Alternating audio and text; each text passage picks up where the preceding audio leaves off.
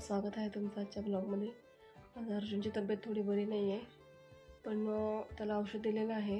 तुम्ही कुणी सांगाल का मला की त्याला सर्दी खोकला झालेला आहे, रात्री त्याला उलटी झाली थोडी. त्याला आज दवाखान्यात घेऊन जायचं आहे, पण घरगुती उपाय काय करता येईल का? तो झोपलेला आहे, त्यामुळे मी व्हिडिओ दुसऱ्या रूममध्ये येऊन करत आहे. प्लीज कमेंट करून सांगा नक्कीच.